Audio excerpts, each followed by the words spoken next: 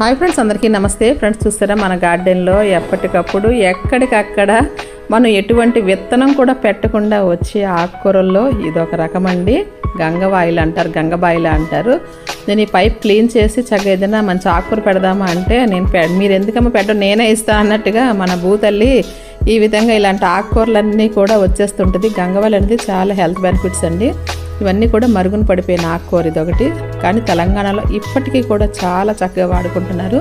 ఇదే కాకుండా ఇంకా చాలా వెరైటీస్ అండి. చూసారా, ఇది చక్కగా పునర్నవ అంటారు, గలిజేర్ అంటారు, ఎర్రగలిజేర్ అంటారు. ఇది కూడా విత్తనం పెట్టక్కర్లేదండి, మన సాయిల్ మిక్స్లో మంచిగా వచ్చేస్తుంది. సాయిల్ మిక్స్లోకి ఎలా వస్తుంది అంటారా, మనం చక్కగా పశువుల ఎరువు తీసుకొచ్చుకుంటాం కదా, మనంతా గుహాధారితంగా చేస్తాం కాబట్టి మంచిగా వస్తుంది. అయితే ఇక్కడ చూసారు, ఇది ఉత్తరేణి. ఇది కూడా ఒక ఆకుకూరగా చక్కగా వాడుకోవచ్చు.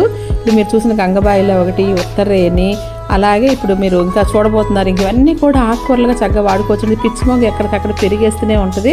మన గార్డెన్లో కూడా పుట్టింది. చూసారు, కొండపిండి ఆకు. ఇది కూడా కిడ్నీ స్టోన్స్కి చాలా మంది దీని పువ్వులతో కలిపి చక్కగా దీన్ని తీసి పప్పులో వేసుకొని వాడుకుంటారు. కిడ్నీ స్టోన్ వాళ్ళకి ఇది మంచి ట్రీట్మెంట్ కూడా. ఇదిగో ఈ విధంగా దూసి పప్పులో వేసుకోవచ్చండి.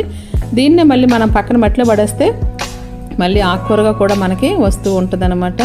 చక్కగా మన గార్డెన్ స్టార్ట్ చేస్తే చాలు, మేము కూడా హెల్ప్ చేస్తామమ్మా అన్నట్టుగా అనిపిస్తే ఈ ఆకుకూరలన్నీ చూసారా కండి.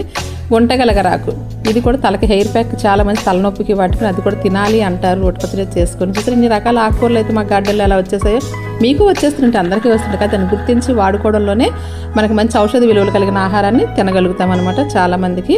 ఓకే అండి, బాయ్ బాయ్. మరో మంచి